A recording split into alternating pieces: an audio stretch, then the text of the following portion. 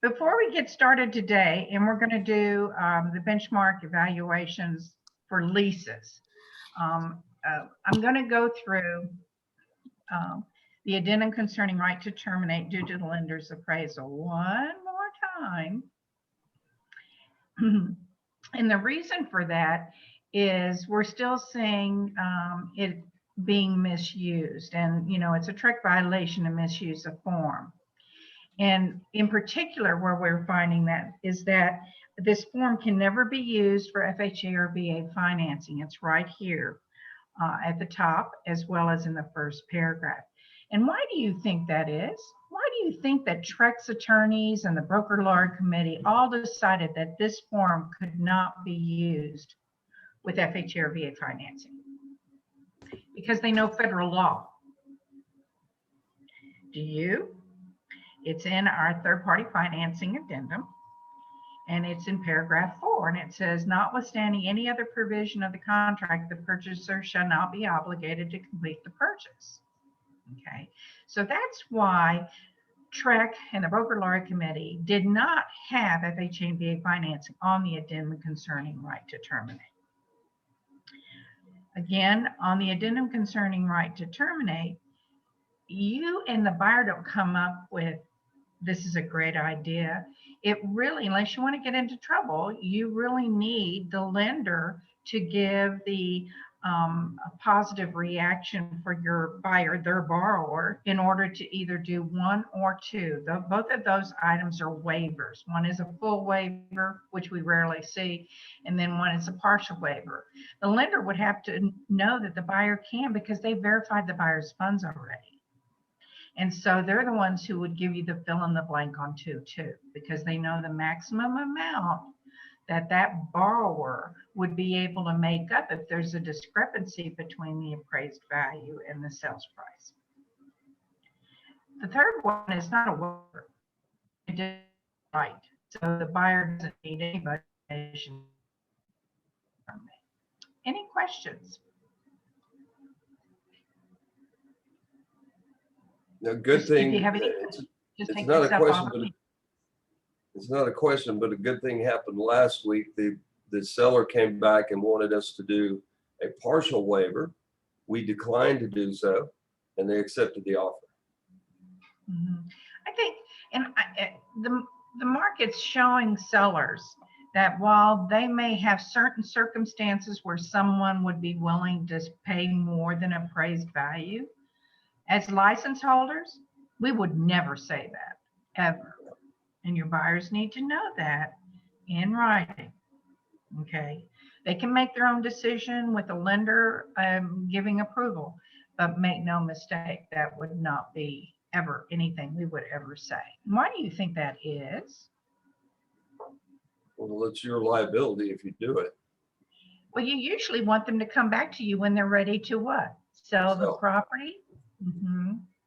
We have this issue. We've been through so many different cycles, and the problem you would have is if they paid a considerable amount over the appraised value, it could be problematic for them. It has to live in a property. It has to have equity in order for them not to be able to bring money to closing. Nobody wants to bring money to closing, right?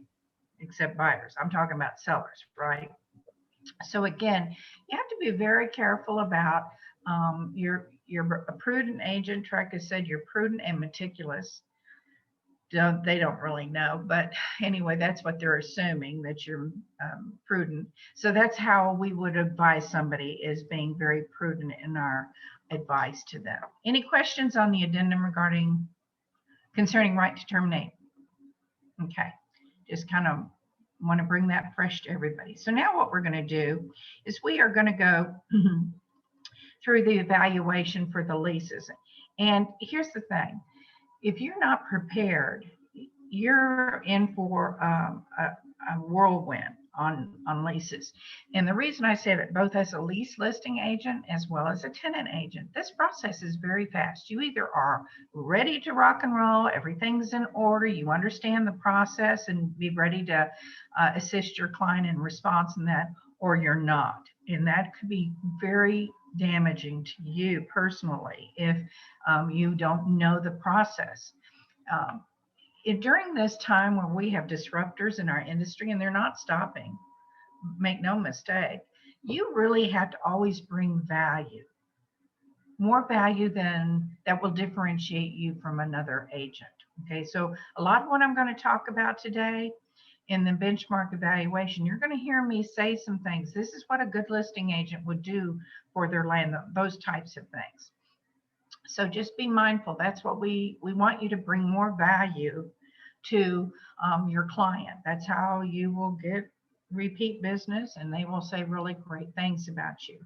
But before we get going, I want to bring up some reference materials that I'm going to visit with occasionally on here. The first one is the Landlord and Tenants guides. Everybody, Gabby is so great, she puts them where you can get to them. This was updated in 2019 when the lease was revised by law.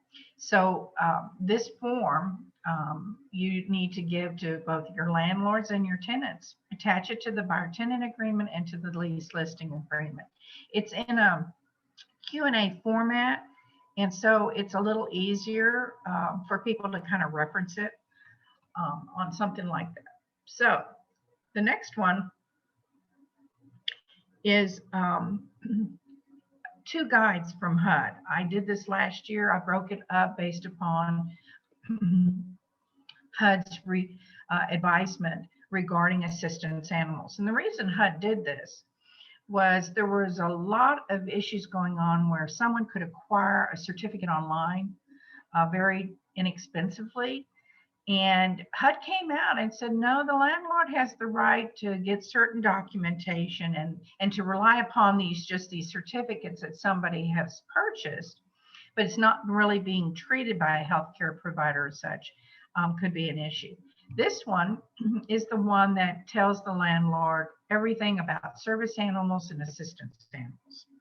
The next document is the guidance that an individual that has a need for an assistance animals, they are going to use this document to determine what is it that I need to provide to the landlord. In other words, they're telling them exactly what the landlord can and cannot ask for and use in determining this.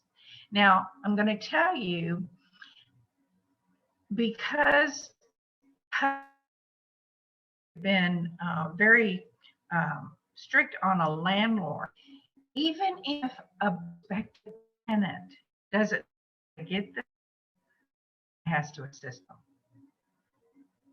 So as lease listing agents, you have to be prepared to pass on to your landlord to make sure that they're going to comply with this. And this is very serious on these. These are great 2 documents that you'll attach both to your buyer-tenant agreement as well as to your lease listing agreement. The next form I'm going to talk about is the response for requests for assistance animals. The landlord should complete this and have this ready to go at time of listing. They fill it in first, then they sign and date it. And then when you get a request for a response for an assistance animal, you'll have it ready to go to give to that individual that contacts you for them to complete it prior to an application. The next document is the one where landlords are required under the Fair Credit Reporting Act. It's a federal provision that they actually have to complete this form in the event they turn down the applicant based upon credit score or credit report. They have to provide all of this information. I like this form, and I think all lease listing agents would use it if they're smart. It has the seller saying, why did I decline you? Okay. And if either you failed to meet the rental criteria, okay, or they're going to describe the adverse action. Gone are the days where the lease listing agent does that. Property managers can and landlords, but any lease listing agent that passes along somebody who hasn't been approved without having this form is really risking a lot. And the last one we're going to look at is the general information for landlords regarding assistance animals. And last year when HUD updated those two things that I gave you, this form is still applicable. It still applies what the landlord needs to do, and it complies with the HUD requirements that they're all talking about as well. So some good resource documents. Okay, so now we're going to get into the benchmark evaluation. Okay. Again, we've talked about this last time when we did the one for contracts and those transactions. The broker has to determine that you're proficient in order to conduct these. And the only way they're going to know is in the event that you have asked for assistance. You've never done a lease transaction before. You've never represented a tenant or a listing agent. You need to seek assistance on something like that. Don't go into it and think you'll figure it out. It's not that easy. So the only current form we have for leases is from Texas Realtors 2001. And what is the effective date on that? Everybody write it down, 9/1/2019. It changes every time the legislature meets and the property code has changed. We usually get a new lease, or in the event Texas Realtors has feedback from all of its members that they really need a certain provision and the lease needs to have clarity or be easier for the parties to understand. Now, you're not going to use any other lease form. And what happens if the landlord provides their own lease to your tenant? As a tenant agent, you would tell your tenant in writing that this is not the form that we normally use. This is, the landlord has provided this form. This is not a Texas Realtors form. And so if you have any questions about it, you're going to have to consult an attorney. Okay. We don't give legal advice, period, but when we're not familiar and they're not our promulgated forms, either from our association or from TREC, we can't advise them on what it means, right? So what happens when your landlord wants you to use their own lease form? These are for lease listing agents. The other question was for tenant agents. You'd have to secure in writing, most likely at time of listing, in the special provisions area on your listing agreement, that landlord has confirmed that their own lease form complies with Texas property code. Everybody understand that? That's critical. We've had some listing agents who just passed along a document that was acquired on the internet. One of them was a one-page document. Ours is 16 pages, and they passed along a one-page document. And there's some that they've downloaded from other states. So again, to protect yourself, lease listing agents, if your landlord says, here's the lease I want to use, you're going to make sure that they have complied with Texas property code and you've got that secured in writing. Marilyn, I have a question. Uh-huh.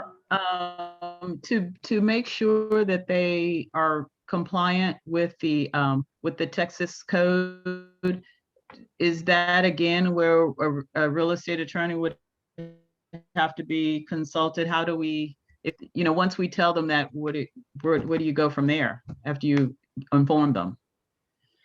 Well, if they're using a form, they got it from somewhere, right? Right. Yeah.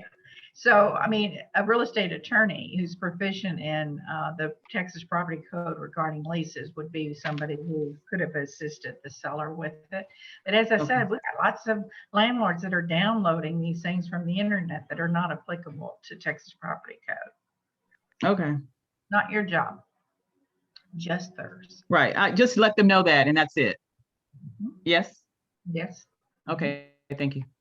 Marilyn, going back to the one for if the landlord provides their lease to your tenant, you said send them a written notice that you can't advise them, that you have to ask an attorney. They have to ask an attorney, and it's because it's not the form that we use.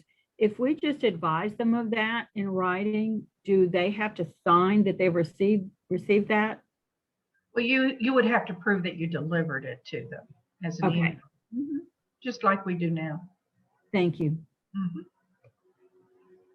Okay. So now we're going to get into some general questions just regarding the process. Should the landlord check for local ordinances that may apply to the property? Yes or no? Absolutely.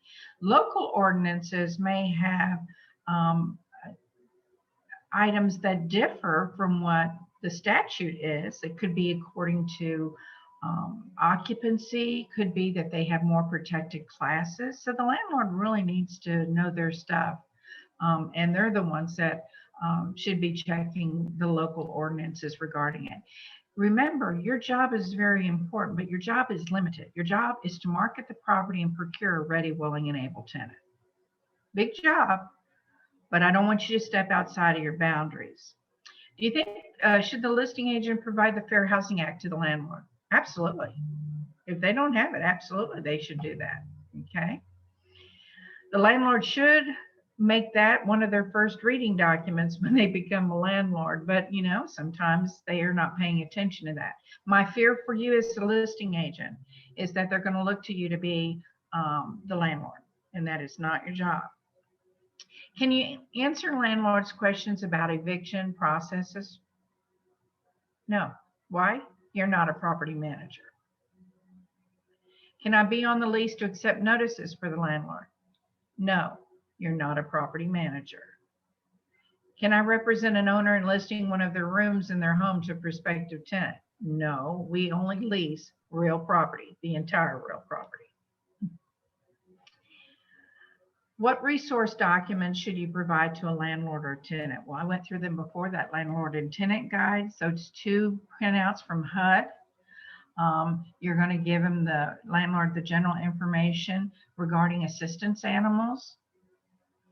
So again, make sure you bulk up what you provide to them. You are not the source, but you're the source to the source. So just kind of remember that area. What landlord lives out of town, state, country, and wants you to just deposit rent for them? Is that okay? No, you're not a property manager. I am the listing agent and landlord needs help with accounting for the deposits for a previous tenant. Can I do that? No, you're not a property manager. Can the landlord deny approval because of an assistance animal? Not any landlord will represent, period. They all have to make reasonable accommodation, period. Now, landlord does not allow pets. Can they do that? Yes, they can say no pets. But then they say to you as a listing agent, and they don't want any assistance animals. What should you do? You're going to let them know that all your landlords make reasonable accommodation for assistance animals. And in the event they say, well, I want you to do this, you're going to thank them very nicely, but you're going to say, I don't think I'm the lease listing agent for you. You don't want to get crosshairs with the Fair Housing Act. Do you know that they say that if you get a call, and lease listing agents, be aware of this, there are lots of nonprofits that are setting up listing agents all over Texas. So you'll get a call. They're going to say, does your landlord allow assistance animals? You say, absolutely. Give me your email address and name, and I'll send you the response request for assistance animals. That's why I showed you that form. That's why it's all completed by landlord and listing. If you say anything differently, you could be in trouble. When does my fiduciary duty to the landlord end? It ends at the commencement date on the lease.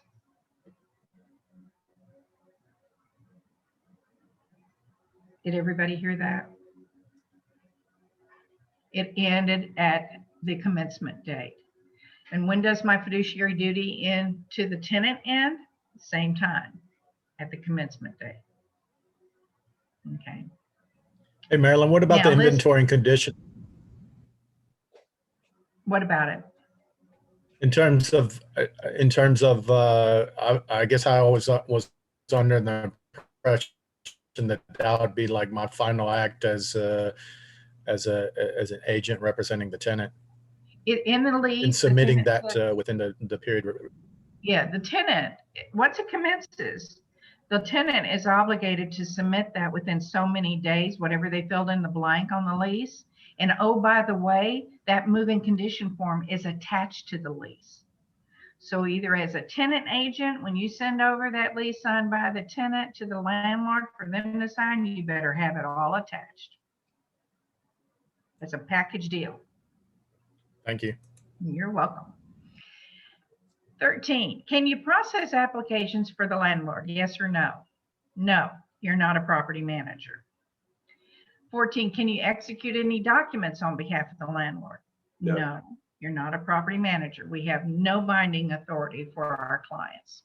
Only property managers actually step in the shoes of the landlord.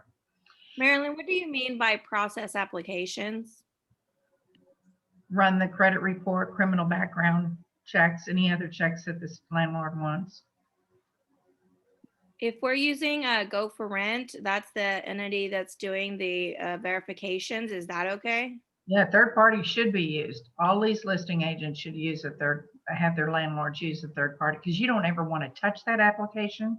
You never want it in your possessions because it has more information, and if you ever got hacked, you're going to go down. It's very deadly to have that document in your possession outside of a portal, which would be any of these rental portals, including My Smart Move, that is through Texas Realtors. Perfect. Thank you. What happens if the landlord tells you they are delinquent on mortgage, taxes, as homeowner fees? Well, your landlord would have to put that in the rental criteria and tell that prospective applicant that before they ever make application. I don't know about you, but I doubt any prospective applicant would ever go forward knowing that the landlord is in arrears. Okay. 16, does the landlord have to provide you a copy of the current lease if they have a current lease? Do they have to provide that to you as a lease listing agent? Yes. Because you're going to look at it and verify everything that the landlord has said. That's kind of the reason for you to acquire it. You're going to verify, because you don't want to go forward with something if it's going to present that you might be interfering within a landlord and tenant's lease. Okay. 17, what if the landlord has no liability or insurance on the property? Can you list it? No, and the word is never. So it goes for properties listed for sale too. And the reason, I've been saying this for a long time, but just recently, Texas A&M Real Estate Center sent out all the stats about how many people are not insured on their properties, right? And the liability is extreme when an owner of a property is inviting all these individuals onto their property, the public. So you cannot go forward because you don't want to be pulled into something in the event something does happen. 18, should I always attach the general information for landlord regarding assistance animals to the lease listing agreement? Yes, because even though the landlord may not be willing to have pets on the property, which is at their discretion, an assistance animal is not a pet, and the landlord needs to be prepared for any prospective applicant that requests a response for assistance animals. Can I request compensation for renewals, or if the tenant wants to purchase the property during the lease? Yes or no? Yes, it's in paragraph 5 of the lease listing agreement. And the interesting part about when you list the property, that lease listing agreement actually survives the expiration regarding that. And it takes a picture of what's in paragraph 5 and places on the agreement between brokers that we use for leases. That is also attached to the lease itself. Any questions? Okay. What if the landlord wants to leave non-realty items in the property during the lease? Can they do that? Yes. Yes, they can. Normally, what we most frequently see as non-realty items would be a refrigerator or a washer and dryer. Okay. Now, here's what I'm going to tell you, lease listing agents. You're going to visit with your landlord in the event they want to leave these documents. It references it in two places on the lease agreement. It says what the non-realty items are on the first page. And then farther down in the lease, it actually says if the landlord will repair those appliances during the term of the lease. So as a lease listing agent, you're going to add value to your landlord and say, what condition do you expect to have these appliances that are non-realty items that you're going to leave with the property at the end when the tenant surrenders the lease? So have those discussions, because in the landlord rental criteria, the landlord could easily state non-realty items will remain, and they are what they are, and that they're going to state to them that the condition that the landlord is expecting those appliances to be at the end of the lease. They should also write down the serial number because they could switch it. Well, they could, but the landlord should have it. It should be confirmed that those are the appliances. There's nothing wrong with doing what you said, if they're afraid that they're going to be removed. But almost everybody knows which appliances they have, but it doesn't hurt to do that kind of a detail either. Yeah, I put that in there too, the serial numbers and make and model. I also put that in my yes answer. I wish y'all would do it on the non-realty item addendum. Just saying. Just saying. Okay. 21. Does paragraph 20, lease requirements by the landlord in the listing agreement, really need to be completed with every box marked? Absolutely. And what is paragraph 20 really helping the landlord provide to prospective tenant? It's their rental criteria. And there's a little box on there that says other, and that would be others if the landlord has other things. The other thing is most really experienced landlords and a lot of property managers have landlord rules already done. They're going to be a part of the lease. They're given to the prospective tenant in the non-realty, the rental criteria, and the tenant applicant has to be willing to do what? Abide by those landlord rules, since they'll be attached as well to the lease. Does the landlord really need to provide written rental criteria to prospective tenant before they make application? Yes. Yeah. Well, I absolutely agree. And my concern is twofold. If I'm a lease listing agent, when I got the landlord's rental criteria, I'm going to look at it and I know if it's going to be discriminatory. That's what your vision is meant to make sure that you're not going to assist a landlord in complying with discrimination. And what I have found is when a landlord has written criteria, they don't move and change it based on the applicant. See, and that's the other thing you'd want to be very careful about as well on something like that. It's much better when you see it in writing. I have agents who said, well, I put it in MLS. Really, that's not adding value to your landlord. Your value would be that the landlord would have in writing that prospective applicant signed and dated it and acknowledged their criteria. That's how you add value as a lease listing agent to your landlord. Can you confirm that? So what you're suggesting is that before we run their application, we send that to the list, the renter's agent, and have them sign that? Is that what I just heard you say? We never run applications. We don't process them. But I meant before the landlord did. But before your landlord will process it, the rental criteria should be signed not only by your landlord, but that prospective applicant as well. Okay, thank you. Okay.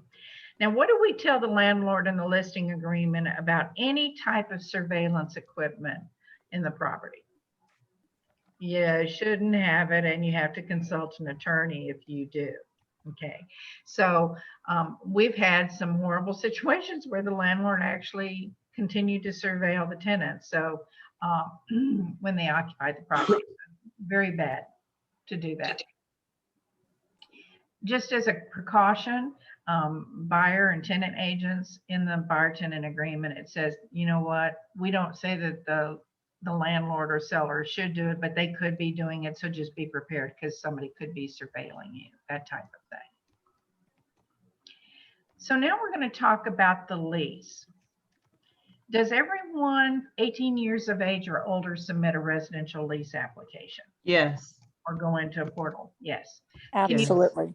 There's only one exception to that. And that would be in the event that the individual that's 18 years of age or older is incapacitated. They're not able to complete an application. And we've had those situations, the guardian, the parents, and those types of things have usually taken care of that issue.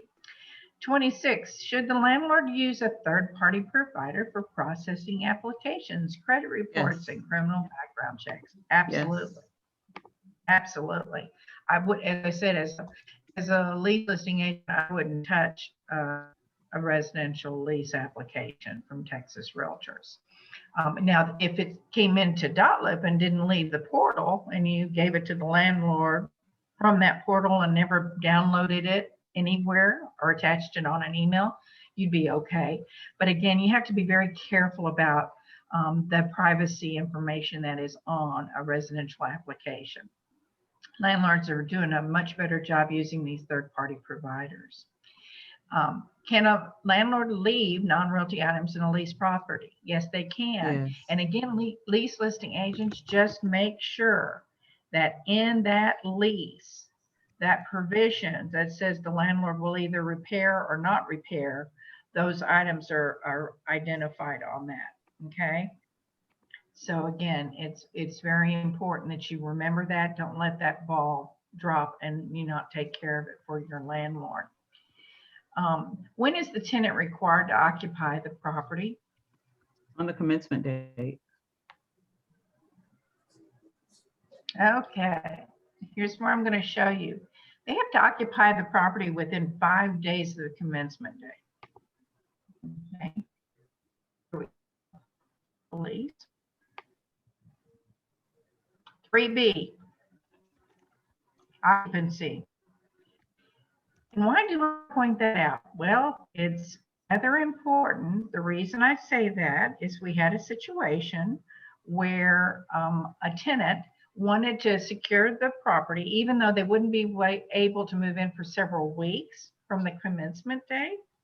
And so what happened on something like that is so tenant agents, in the event you have that same kind of situation where the tenant is not going to occupy the property within 5 days after the commencement date, you're going to have a material fact statement in special provisions of the lease that says acknowledges that tenant's occupancy will be delayed until August 8th.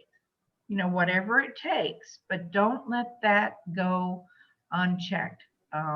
What we had was a landlord is a good landlord. Went by the property, didn't find the tenant, contacted the tenant directly, didn't contact the tenant agent. They contacted the tenant directly. And you know why? Because they're supposed to.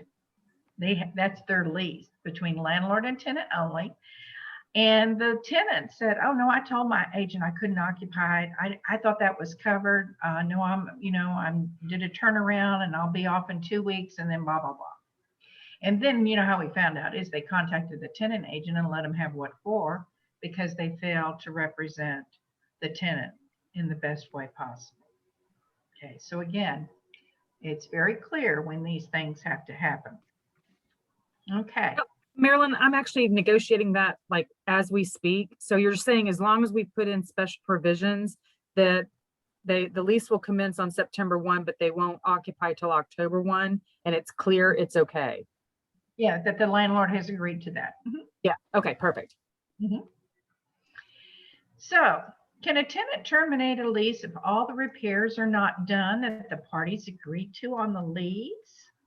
Yes or no? No. That's right. It's the last sentence in 3B. It says this paragraph does not apply to any delay in occupancy caused by cleaning, repairs, or make-ready items. Over the years, we've had tenants who have negotiated on the lease application or whatever that they want certain things done, right, by the landlord, and the landlord reaches an agreement and the landlord and tenant agree to it on the lease. And then the tenant arrives and it's not clean, or the landlord failed to do that. You're not going to be involved in that. That is strictly between the landlord and tenant. Remember I said about this commencement date?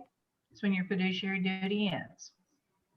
So you certainly could point out this provision to your tenant if they have the mindset that they don't have a lease and that they can breach the lease and be just fine, as well as tell them about 3B, the last sentence, as well as consult a real estate attorney. That's specialty is in landlord and tenants. Okay.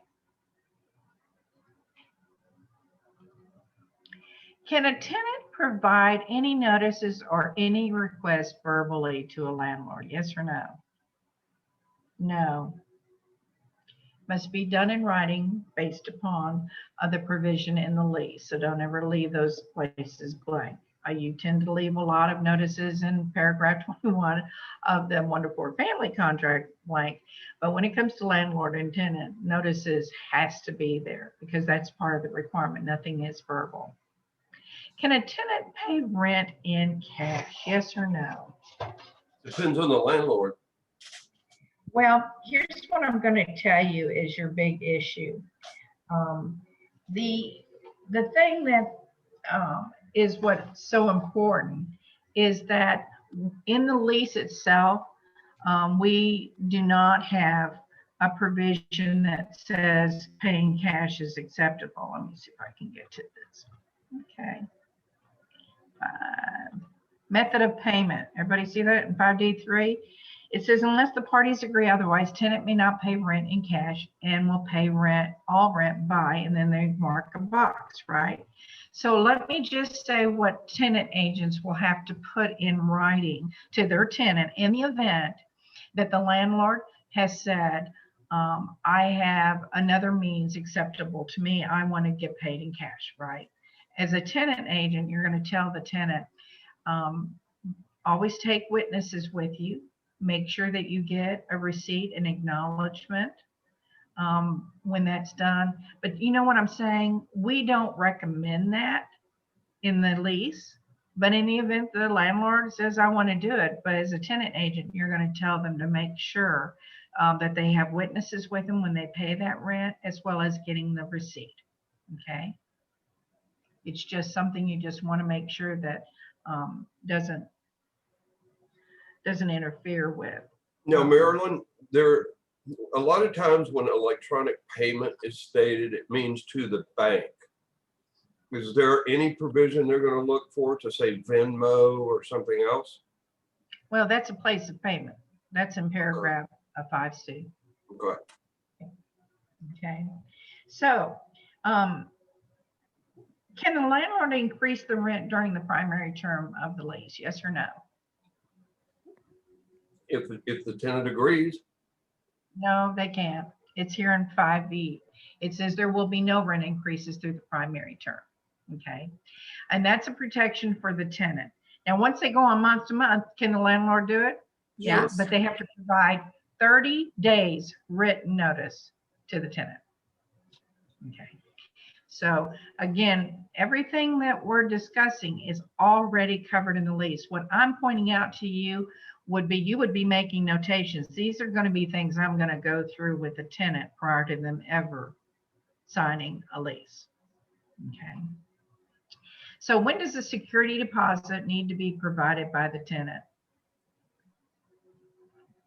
It's usually within 24 hours of the lease being accepted by the landlord. Actually, no. It is in paragraph 10, and it says that the tenant will pay a security deposit to the landlord in the amount of on or before execution of the lease. So it's already covered in paragraph 10.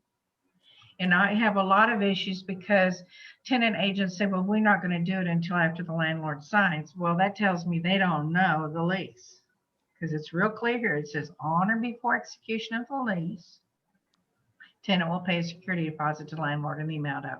Now, does that mean that maybe the lease listing agent has it in their possession? That would be fine, because the landlord, that's their representative. And when the lease listing agent says, I have them, then the landlord can sign. So but let's, not until then. but Marilyn, if we assume it says on or before, if he signs it and executes it on a Sunday, they're not going to pay the security deposit that day. It Well, can't be sit somewhere. Well, it's going to have to be a modification that the parties agree to in the lease, because we do not differ from what it says on or before execution of the lease. And what I'm trying to get through to the listing agent is, don't send it over to your landlord and have them sign it until you have it, because otherwise you're going to have to pay it. And we've had lots of lease listing agents pay security because now the landlord signed it and the tenant never paid it, and they were in breach of the lease, and the landlord got upset. Okay, so again, it's very critical that if you don't know what's in the lease, there are two parties, the landlord and tenant, can't reach a material or business fact in special provisions regarding what it is. Okay, so if he signs it at 7 p.m. on a Monday night, that's on the day of that's on execution. Yes, the landlord had possession before that. Well, but it says on or before. So how do we interpret that? You interpreted exactly on or before. It means So the landlord's not going to sign the lease if it's 10 o'clock at night if they don't have the security deposit. That's probably the best way to look at it. okay. Okay. Does the tenant need to check utilities, including internet, prior to signing the lease? Yes. Yeah. Amen. It is clear as in paragraph 11, and it's in bold. It says, before signing this lease, the tenant should determine if all necessary utilities are available to the property. We include internet connections, okay, because it's up here. So you make sure as a tenant agent that if that's important to the tenant, they better check it all out before they sign the lease, okay? Does the tenant need to comply with HOA or condo rules? Yes, absolutely. Yeah, 12C, HOA rules. That's why they're attached, that the lease listing agent has done a great job. They've secured all of those and they provide them to the prospective tenant because it's a part of the lease. Okay, it's attached to the lease. Marilyn, I have a question. Can a tenant bust out within 1 day or 2 days because of an emergency, or let's say their green card didn't go through and they can't stay? Are they stuck with that lease? Yeah, they're not going to be able to breach a lease unless it has the 3 provisions regarding termination, early termination in the lease in paragraph 18. So yeah, they're not going to be, if they're not one of those 3 reasons, they will not be able to terminate their lease early. Okay.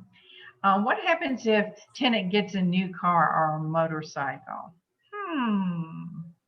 Does the tenant need to provide the Yes. information? They need, to the yeah, landlord? they need to give a make, model, and license number. Yeah. It's type year, make, model, license number, not later than 5 days after a change.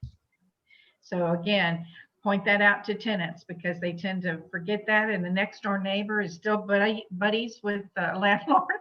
And so anything that goes on that property, the landlord knows about it before anybody else because the neighbors have contacted their former good friend who's the landlord.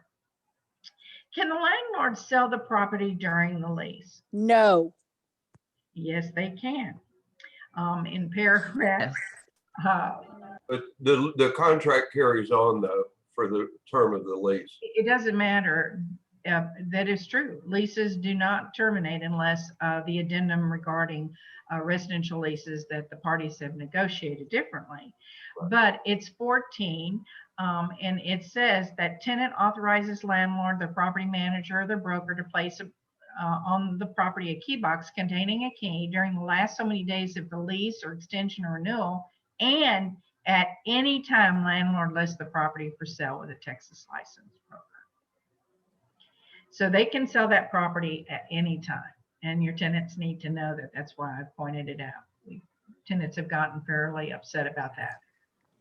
Be very careful too.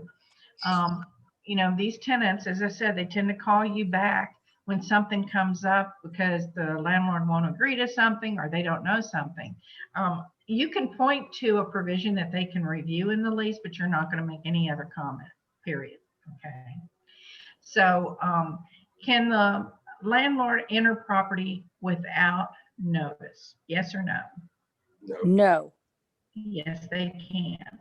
They can first attempt to contact the tenant, but may enter the property at reasonable times without notice to make repairs or to show the property to prospective tenants or buyers, inspectors, fire marshals, lenders, appraisers, or insurance agent. So I would never advise the landlord to enter the property without notice. But the reason I bring this up, I can tell you, I know on the leases what tenant agents have reviewed with the tenant, because there's no tenant that would want the landlord to access the property without notice. Okay, I'm just saying. And the parties can agree to change that material provision.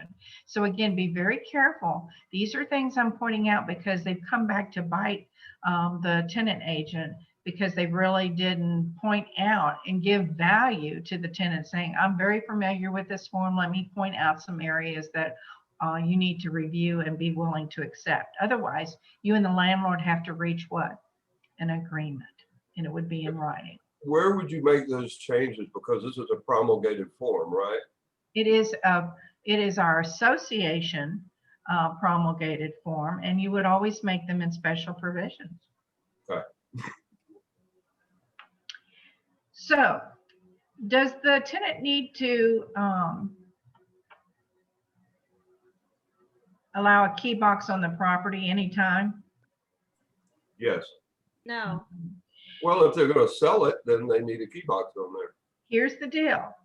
In this paragraph, after we talked about what the tenant authorizes landlord to do this, the tenant may withdraw their authorization to place a key box on the property by providing written notice to landlord and paying landlord a fee of X number of dollars. So they can negotiate with them, but they're going to probably pay a pretty hefty amount because the landlord is the one who wants to be able to, do certain things in the event that they have to sell the property as well. And lease listing agents, you're not the one that gets a key box authorization done. Don't let your landlord complete it. They're not the tenant. The landlord will be given the form by you. You give it to the landlord and say, get your tenant to review this with your tenant and get your tenant to sign it. Okay, so again, be very careful about overstepping the boundary on that. Does a tenant need to inspect the property? Yes. Yeah. Here's paragraph 15A. It says, tenant has inspected the property.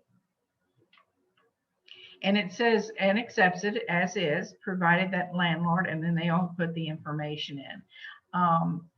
Again, it's one of those things. It's silent because people aren't reading it, but tenants really need to know that they've accepted that property in paragraph 15. And if there's nothing here, they've accepted it as it is without any modifications to the landlord. Okay. Need to do a walkthrough. Well, they still would be subject to commencing and occupying. That's what I showed you in 3B. That's real important to remember that. Is tenant responsible for pest control? Yes. Yes, they are. And are they responsible for watering the yard? Absolutely. Paragraph 17 is very important. They talk about the tenant's general responsibility. So if I had a tenant, prospective tenant that was I'm working with, I would really make them zero in on this part in the paragraph, because 17 is about the general conditions, yard maintenance, and even some items where the landlord is instructing them to do it. A tenant's expense will maintain the yard. Some landlords build in the cost for maintenance, so the landlord will maintain the yard so that the property is always in compliance, that the landlord doesn't have to worry about that, for the tenant to do that.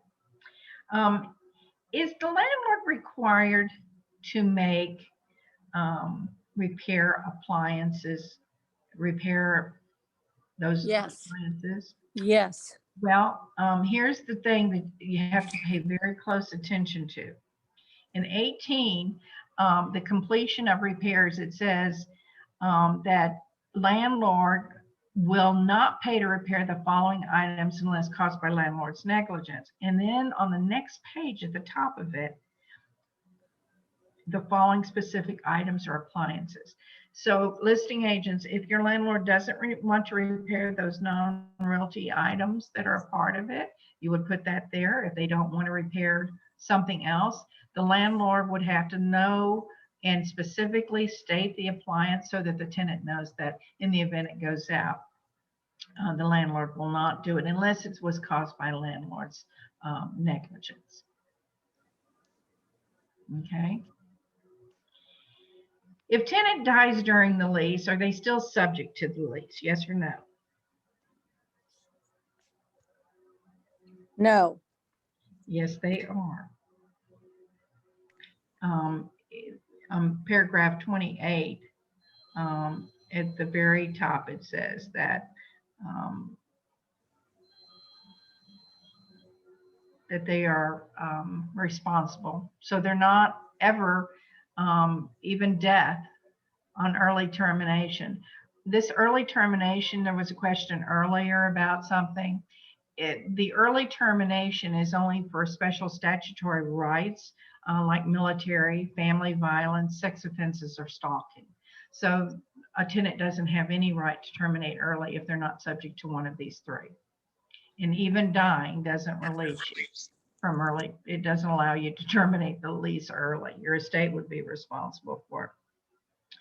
Hopefully we have more reasonable landlords than that, right? Now, above on paragraph 26, see the special provisions? It's a very small area, and we've talked quite a few things regarding what the landlord and tenant could agree to modify a provision for access to the property and other such things. So just remember, if you don't have it here, then you would attach an addendum that would be a part of the lease in the event you have quite a few exceptions on something like that. Okay. Now, should a landlord attach owners association or rules to the lease? No. Yes, they should, because the tenant is subject to them. And so if you look at paragraph 31 addenda, look at all the addenda that has to be a part of the lease. In other words, it's a package deal. See the inventory and condition form? That's attached. Agreement between brokers. Why do you think that's attached? It's attached because in paragraph 5 of the lease listing agreement, it says in the event the tenant wants to buy it or renew it, there could be compensation that's due to the original brokers that placed the tenant in the property and listed the property. Landlord rules and regulations. I mentioned that really good landlords already have their rules. Owners association rules. Those are the HOA documents, or it could be condominium association documents. Parking rules, pet agreement, residential lease guarantee, that there's somebody who's guaranteeing the lease. The bed bug addendum. All of these things are attached to the lease and are a part of the lease, and they're never ever going to be incomplete. Marilyn, Uh-huh. there's two of us. I'll let the other person go. Well, that's what I was going to question, is because this, to me, the landlord would have to check all of these boxes. Is that correct? Yes. No. The landlord actually, in their landlord rental criteria, states what is going to be attached to the lease, so that the prospective applicant knows right up front, I'm going to have a bed bug addendum, or I'm going to have HOA rules. And then all of those documents are provided to the tenant at the time the tenant will sign the lease, because all of them are all a part of it. Okay, thank you. All right, and Marilyn, I get what you're saying, that we should attach it and list it as an addendum to the lease. My question comes in here with what happens if the owners association rules change during the term of the lease? Well, a landlord would have to update the tenant in writing and provide them those rules that have been changed. But does that make a change to the lease, or do they just notify them in writing if We they're don't okay? care because we're not involved. Remember, you're out of it at time of commencement. And every landlord and tenant knows nothing happens except what's in writing. So Okay. the landlord would have to prove it in writing, provided it to the tenant. Thank you. Now, remember how we talked about notices, that y'all are always leaving it blank, but in a lease, there is no way you could ever have this blank, because it says all notices under this lease must be in writing. There is no casual, oh, by the way, the backyard sprinkler doesn't work, or the kitchen sink is stopped up, or the faucet broke in the master bathroom. Do you know what I'm saying? That can never happen. So this is exactly where all this information will be. Will your information ever go here? No, not unless you're a tenant or a landlord. Okay, but as an agent, absolutely not. This is not a lease that you're a part of. It's only between the landlord and tenant. How long, when does the landlord need to provide signed copies of the lease? Time of commencement. They are required by law no later than 3 business days after the date the lease is signed by each party to the lease. So there's this little box at the very end, and it is very clear. And so a lot of tenant agents will say, well, I didn't get a copy of the lease. Well, you better verify that your tenant did, that you represent, because by law it says no later than 3 business days. Okay. And just a word of advice for all of you: don't ever complete any information here unless you're a property manager. As I said, agents are not on this lease. Okay.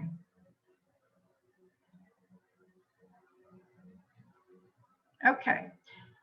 Any questions? Just take yourself off of mute. As I said, this is not a easy process. It takes a lot of time to go through this, and yet that's the exact opposite of what we know from the process of trying to find a property and get a prospective tenant in the property. I mean, these things go very, very fast. So that's why I said you really have to know the documents, what you need to really review with the prospective tenant. And as a listing agent, you better be ready to rock and roll. When does the landlord need to provide this form if they've declined a tenant? They have to provide this form if they have declined a tenant based on their credit score or the credit report. And it's in compliance with the Fair Credit Reporting Act. That's a federal provision. So lease listing agents, up your game and let the landlord know. We've got a lot of individual listing agents that don't help the landlord in complying. We've got this great form. This will be the form you use when you decline a tenant. Okay, it's a very smart thing, because any lease listing agent that says the landlord turns you down, and we've had to go back to listing agents and point out that they're required by the Federal Credit Reporting Act, the landlord is required to provide it. Otherwise, that tenant could file a complaint, and I don't think that would be in your best interest. Absolutely not in the landlord's, but they could come after you saying, you had this form and you didn't let me do it. Yeah, so please be careful about that. If the landlord doesn't provide rental criteria, see how it says here, it says you failed to meet the rental criteria for this property. Do you think that's fair to a prospective applicant to pay for an application processing and then be told you didn't meet my criteria when they never knew the criteria? That's why I said it's so important that a good landlord get that completed by an applicant prior to the making application. Do you think that The tenant has a right to say, I want to be reimbursed. If I'd known that, I wouldn't have made application. Sure. Absolutely. Absolutely. Um, we treat all parties fairly. We know the difference. There was a firm in the Houston area several years ago, and it resurged about 2 years ago, the same kind of practice where they were taking multiple applications and collecting all the fees on 15 or 20 applicants. Do you think that's fair? No. No. If you represent a landlord and all tenants need, prospective applicants all need to know what you're in a multiple application process, just like on multiple offers, and ask them, do you want us to go forward or do you want to withdraw your application? Same kind of thing. You just have to treat the parties fairly on something like that. I think that's a Marilyn, big thing. on a property management company doing this, where they require the tenant to put in the application and they have to pay for the application fee at the time they put in the application. And they are in multiple applications. That's just happened to me. Did you ask in writing if there were other applications? Yes, and there were. And they still said that they had to put in the application. They wouldn't hardly talk to me as their agent. Right. That's not unusual. That's nothing personally against you. That's just. I know. Okay. But the thing is, your tenant would have had to be told that by you and then accept it. Do you know what I'm saying? You don't want to miss that step. Right. And if the tenant says, I'll do it, then it's on them. Got it. Okay. Madeline, that happened to me. The thing is that the communication with management company is very limited. They do not answer those. They do not answer. There's not really that much communication. They only say, go to the website and follow the instructions. Yep, So absolutely. they go, they pay, and they realize that, oh no, they even one time I asked the listing agent, did you run the credentials? And there was a big silence, never answered me or anything. And I think that's very unfair and should be regulated because they're taking all this application, all this money, and they're not really processing anything. They just take whatever. And that shouldn't be like that, in my opinion. Right. And again, the property manager steps in the shoes. They are the landlord, and therein lies part of the issue. They don't like agents interfering, asking questions, and trying to give better service. So just as a safeguard, as a tenant agent, you could easily say, in the event a property manager on this property, not the landlord, we're not dealing with the listing agent, we're dealing directly with the property manager. You can kind of advise them of these things in writing and then determine if they want to go forward. That's the best way. And as I said, they're subject to making sure that within 3 business days of them signing that lease, that your tenant has a copy of everything. Because sometimes we've gotten strange responses from tenant agents saying the tenant never received it. So they are subject to complying with the Texas Property Code that's in the lease that we have as well, those provisions. Now, Marilyn, I have a question. I'm sorry. it's okay. I just recently ran into a property management company that has in the MLS that there is a $150 non-refundable fee. And so I called to ask, and I can't, the fee had a name. It was like, and I was like, what does this mean? So they charge everybody $150 non-refundable, and it's not called an application fee. It's called some other kind of fee. So is that just unscrupulous? Is there any way to, I mean, is that okay that they are able to do that? Well, I don't know what kind of fee it is. Yeah, no, I wish I had written it down. It's been a few weeks ago. It's usually an administrative fee. Yeah, they called it something else because I asked what does this fee mean? Because it didn't say administrative. And I just thought that was because that's on top of the application fee. That wasn't the application fee. Is that pre-qualification? No, it had a strange name, and that's why I had to call to ask what it was. But anyway, I just wondered if that, so it's an application fee plus a non-refundable $150 something, oh, I know what it was. Processing. It was, no, it was called, reservation fee. That's what it was called, a Yeah. reservation fee. I've seen that. And I was like, you better love this property. You know, I was telling my client, because that's a lot of money plus an application fee to go down the drain. Just, you know, so anyway, it was a reservation fee. That's what they call it. And I was wondering if that's anything that is now common or an accepted practice. Well, I am going to tell you, we used to have a form for that from Texas Realtors. We no longer have that form, but it was a practice that was done in securing, because all the monies and the lease hadn't been completed yet, but they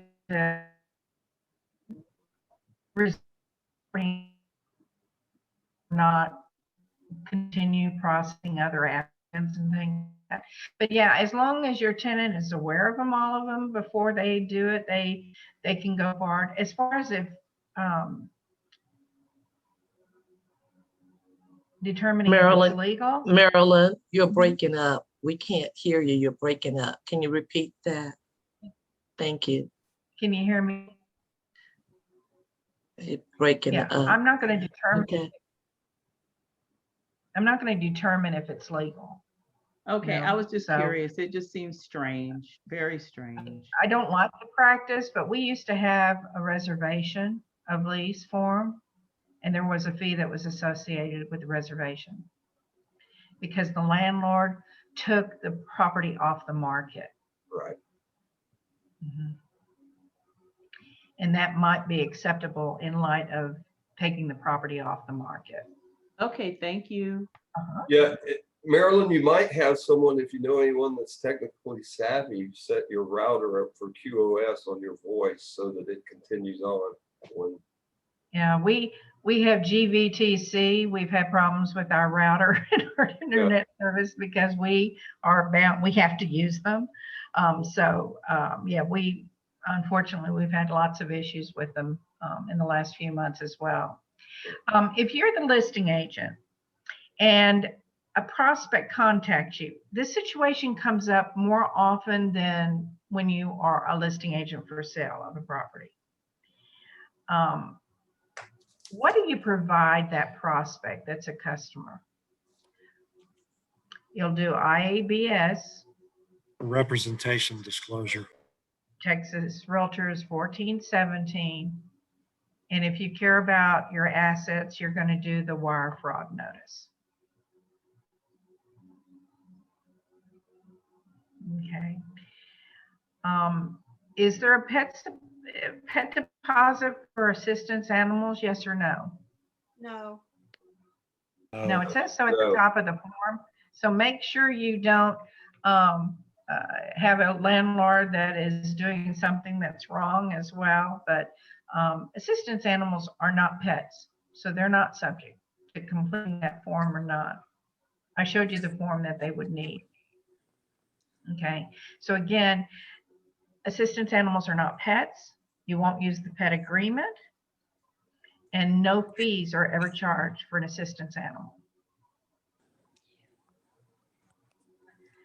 So now we're going to talk about intermediary, because we have situations where it's not being followed perfectly, and you have to follow it perfectly. Otherwise, you're in violation. The broker knows this too, that, you know, in 2005, dual agency was removed from the legislature. So you don't conduct yourself except perfectly under these circumstances. So as a tenant agent, I'm going to start with you. You absolutely know if the listing agent is under the same brokerage. Absolutely, you know that. So when you submit a request that you're going to either have the tenant go into a portal because the landlord has a third-party provider they want them to use, you're going to send over the intermediary relationship notice. And the broker believes in your industry. They believe that all parties need representation. So they're going to have two agents involved, one to represent the owner and one to represent the prospect. You send that over. The lease listing agent gets it. The landlord signs it. and it dates it, and then it's given back to the tenant agent as verification, because now the step that the broker must step into as the role of intermediary is now they have made appointments so that the parties' respective appointee can carry out their fiduciary duties. The broker will become an intermediary. They're not going to favor one party over the other. But make no mistake, until they make those appointments and it's acknowledged by all parties, you don't negotiate anything. You don't have a right to give your client that you've been telling their opinions and advice all these last few weeks to do that. So again, it has to be done with appointments before you ever negotiate the terms of the lease or for the application. Okay. Now, does the listing agent need to really verify that the tenant agent has a signed buyer-tenant agreement where the buyer has allowed the broker to become an intermediary? Absolutely. Because if you don't have that signed buyer-tenant agreement before you use the intermediary relationship notice, you have failed in complying with the intermediary process. So timing is critical. Trek purposely said intermediary can never be implied, has to be in writing. It already is in the listing agreement, where the owner of the property has said, I'll allow the broker to become an intermediary, and in the buyer-tenant agreement as well. Those documents have to be in place before the intermediary relationship notice can have appointments by the broker. Can you appoint yourself to represent? Marilyn, Yeah. this is Yes, ma'am. Cindy. Hi there. Would you please go over that intermediary thing again? You have to have the There has to be a signed listing agreement where the owner says they will allow the broker to become I an. understand that. And then what about the buyer's rep? Has to have a signed buyer-tenant agreement where the buyer and tenant have acknowledged that the broker can become an intermediary. So those two documents already have to be in existence. So the listing agent has to have the listing agreement that has to say that they will allow intermediary, and the buyer's agent must have a broker notice to buyer tenant. No, buyer-tenant agreement. The broker notice is not an intermediary form. Okay, It's a so buyer-tenant so agreement. the buyer must have a buyer representation agreement. The buyer agent, tenant agent must have a signed buyer agreement having not that the broker could become an intermediary. And you ask the other agent for that? You don't ask for it, you verify with the buyer agent that they have in fact a signed buyer tenant agreement allowing the broker to become an intermediary. Okay, thank you. You're going to take them at their word. If they say, yes, I do, then that's the best you can do. Okay, thank So you. we can, Marilyn, we could do that with an email to the buyer's agent, correct? Yes, you sure can. Absolutely. Okay, thank you. Mhm. Can you appoint yourself to both the owner and the prospect? Yes or no? No, No, No. Mm-mm. If you do, then I would have to split you in two and give half to the owner and the other half to the prospect. And I talked about that last month, and I mentioned a buzzsaw. I don't have a buzzsaw, but basically I had two brokers who emailed me back. They said every time the agents misuse it, they think about that buzzsaw. So the story is there so you kind of remember that you can never be appointed to both parties. You cannot be a fiduciary to two parties in the same transaction. On something like that. What did somebody just send that? Okay. Okay, so just remember, yeah, everybody should see me. I see all of you. I don't have any form up on the screen anymore. Okay, I'm just going through the rest of the questions about intermediary. So again, you must remember that this process of intermediary is very precious. we have to do it perfectly. You'll never be forgiven. Trek has it on their website that if you misuse intermediary, you're subject to losing your license and all sorts of other things. I mean, they're just, in your region in particular, that's one of the top complaints, that it was misused. And the reason for that is I think a lot of lease listing agents don't know their listing agreement. In paragraph 5, the broker's compensation is all the listing broker's compensation. We only say later on in a provision that in the event there's a cooperating broker, will cooperate, right? But otherwise, it's all the listing broker's compensation. And I think a lot of listing agents think, well, in order for me to get both sides, there is no both sides. You have a client and then you have a customer. So be very careful with customers. Those prospects that you get, you're going to have the IABS, the TXR 1417, and then the wire fraud notice. Those are very important forms to secure before you go forward with the lease. Would you say that again, Marilyn? The forms IABS, TXR 1417. What is that? What is that? Representation disclosure. Okay. And Okay. then the wire fraud. May I ask one question? And then the wire fraud notice. Yes. So I'm new, the wire fraud. Why, if they're a customer, do you need the wire fraud? Because one of the first situations, we had a lease listing agent that had a customer. The landlord said to the lease listing agent, give the wiring instructions to the customer. The lease listing agent was hacked. They gave the instructions to the tenant. The tenant, the listing agent was hacked. And another email was sent right after she sent the wire fraud notice or wire instructions to that prospective tenant. And he wired all the money to a hacker. And she was responsible. You don't do business today without that form. That's going to be like your IABS and then that form, right?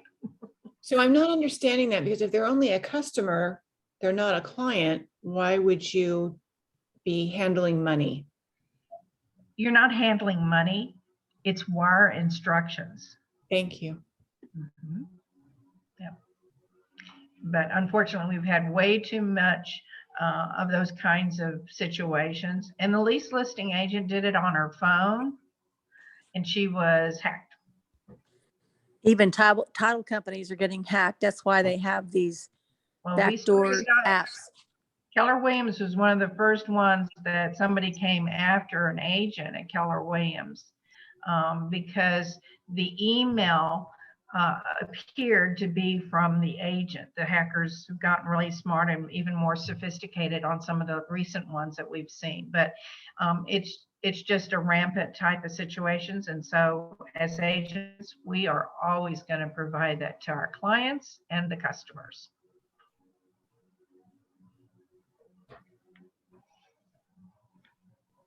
Any other questions? Well, as I said, I think this is really a process that if you are not familiar with it, it takes a lot for you to be prepared to take on a tenant as well as a lease listing agreement. You really have to know your stuff in order to be able to do it without too many hiccups along the way.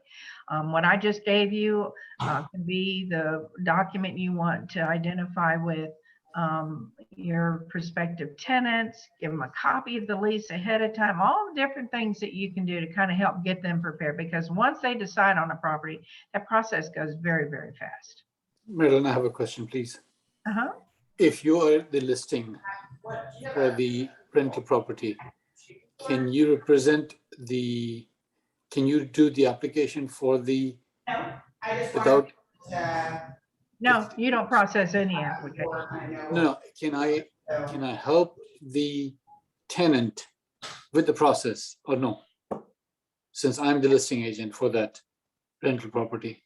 The most you're going to do is your landlord's going to use a third-party processor. And the most you're going to do is give communication to that prospective tenant applicant that this is where you will go in order to complete everything. And after that, the landlord takes over. Sounds good. Thank you. Okay. Marilyn, Uh-huh. you know, I know I've been out and I'm a little rusty, but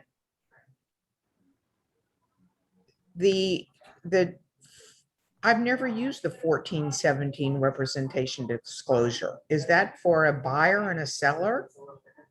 Where the circumstances would be, if you had a buyer who was interested in a for sale by owner or for lease by owner, you would use that form to tell that owner, I don't represent you, I only represent the buyers. But it's not for regular, it's not if you're writing a 1 to 4 family listed. If there's two brokers involved, you'll never use this. But if you were a lease listing agent or a listing, not. Yeah, if you are a lease listing agent or a listing agent and a prospect comes to you, they are a consumer, a customer. So what you have to do is provide them written notice. I don't represent you. I only represent the seller. Got it. or the landlord. Got it. Thank you. Uh-huh. Marilyn, I have a question. I deal with a landlord and I've been dealing with her for 10 years. Rent multiple listings. She's from Mexico. She's adamant about me not renting to anybody who's Mexican. She's afraid that they'll move in 10, 20, 50 people. How do I handle that? Basically what I do is I just send her the applications from the other agents. And she is very adamant about that. Well, she would not be somebody that I would list her properties for lease, because that is discrimination in the worst form. Well, she's basically afraid of multiple people moving into her 3,000 and 4,000 square foot homes that are brand new, that they built. That's discriminatory. That's a violation of fair housing, what you just said. I understand that, but isn't it the landlord's choice on who she picks? Not if they meet the criteria. Yeah, the landlord gets to make the ultimate decision. We don't, but we don't have any conversations like this because we're going to be pulled in. Yeah. Okay.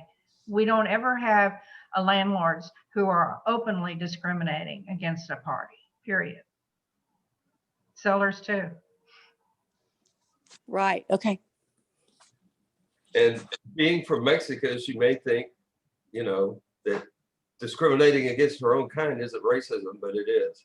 Oh, amen. It is discriminatory. Those are all violations of fair housing. My concern is for an agent to know that they could be in serious trouble if something acts, just a little misstep on some part, and man, that would be a deadly scenario.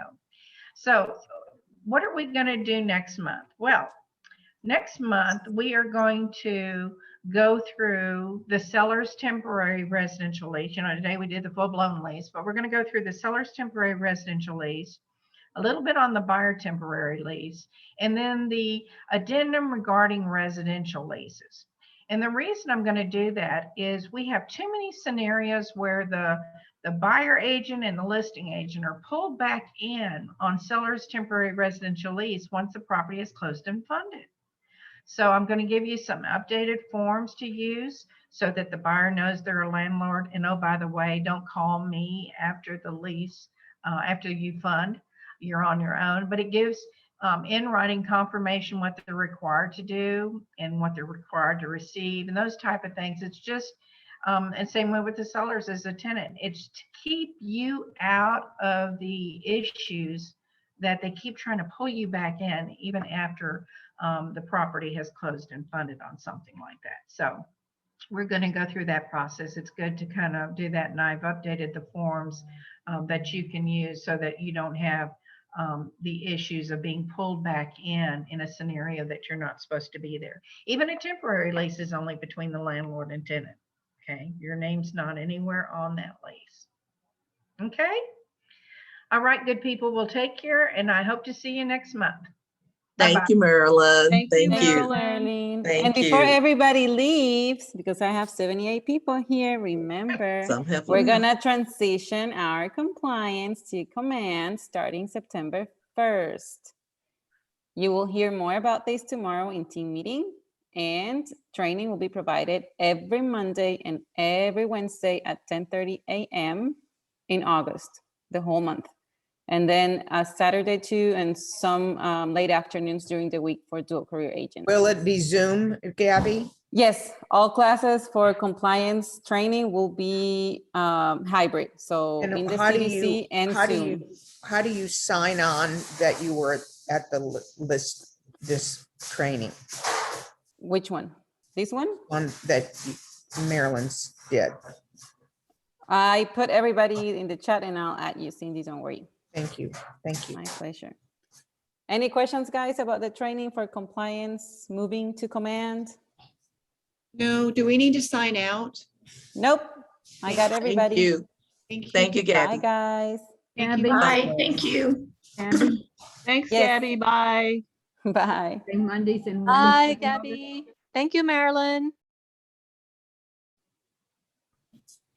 Was somebody saying something?